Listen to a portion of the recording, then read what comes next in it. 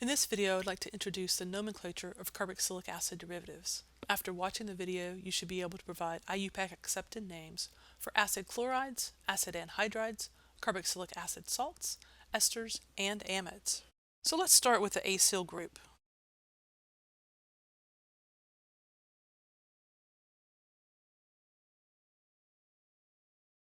The acyl groups are named by changing the ic acid portion of a carboxylic acid to YL or IL.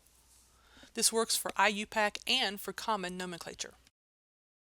So let's look at a couple of acyl groups. If I had an OH there, this would be benzoic acid. So this is the benzoyl group. And that squiggly line just means that I need to have something attached to the acyl group to make a complete organic molecule. If I had a 2-carbon carboxylic acid, it would be acetic acid, which means this is the acetyl group.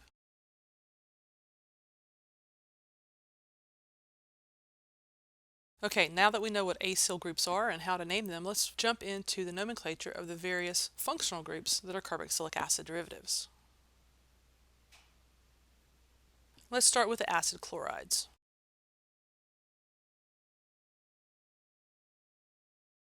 The acid chlorides are named as acyl chloride. Here's an example.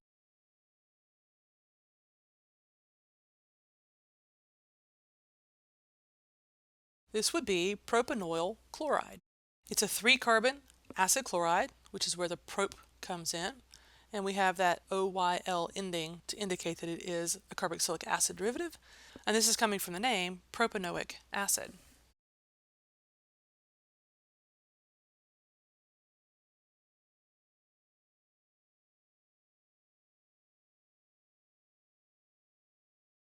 When naming the acid anhydrides, you replace the acid ending with anhydride. Now, first of all, it's nice to see where the name for the anhydrides is coming from.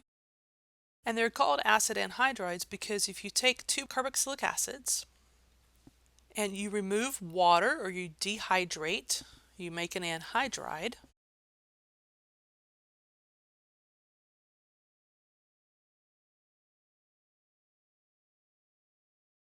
And perhaps that it helps explain where the name acid anhydride comes from. There are very few acid anhydrides that are frequently encountered. One of the common ones is acetic anhydride, so that would be the anhydride of acetic acid.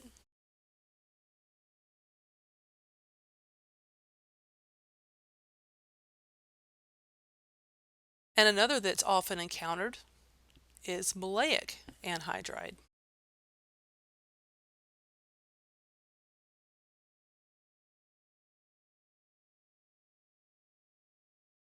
You know, it's not a bad idea here to pause the video for a minute and draw the structure for maleic acid, just to make sure that you understand where the nomenclature is coming from and how these functional groups, the acids and the anhydrides, are related to each other.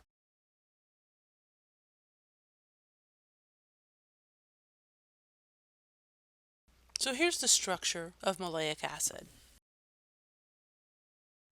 Next, we'll talk about the carboxylic acid salts.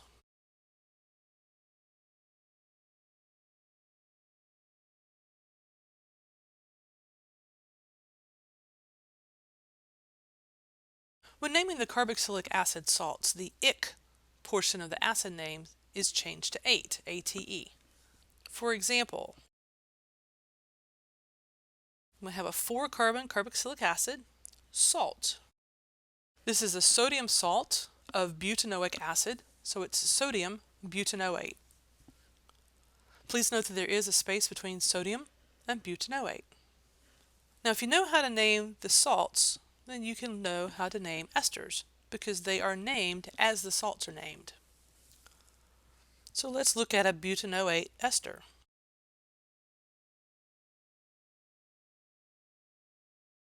This one is methyl butanoate.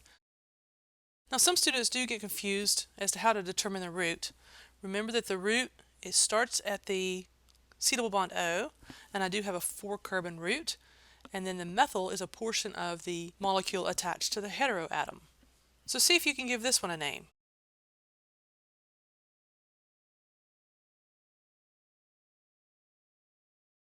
Perhaps you've already figured out that we don't usually refer to the CH3 C double bond O as F something. This is the ACET group, and it's part of acetic acid and acetic anhydride, so this is going to be an acetate ester. There is a propyl group attached to the ester,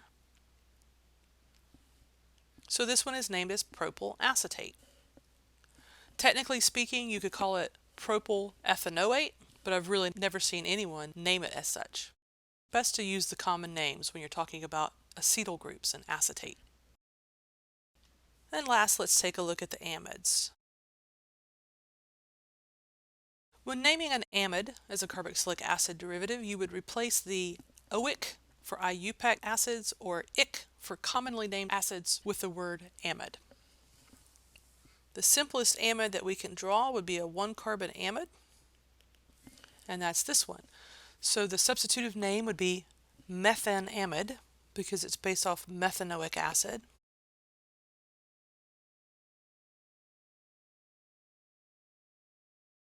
But just like the CH3 C double bond O has the common name of ACET, the H C double bond O has the common name of form. So this would be based on formic acid. This would be formamide.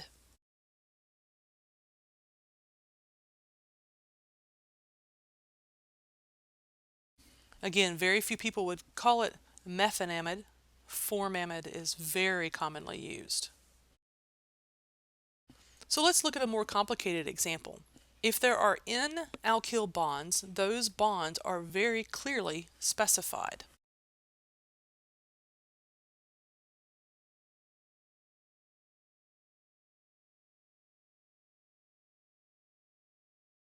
For instance, in this one I'm going to have an N-ethyl and an N-methyl, and it's going to be a propanamide. So let's put all that together.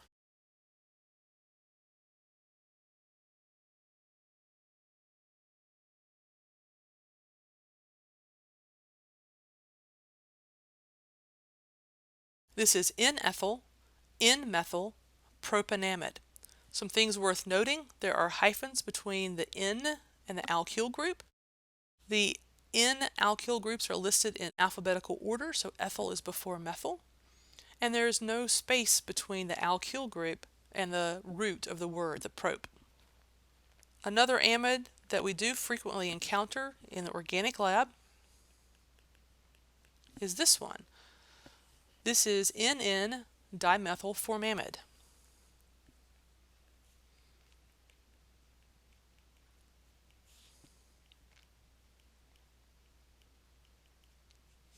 It's often abbreviated as DMF, and it is a common solvent in the organic lab.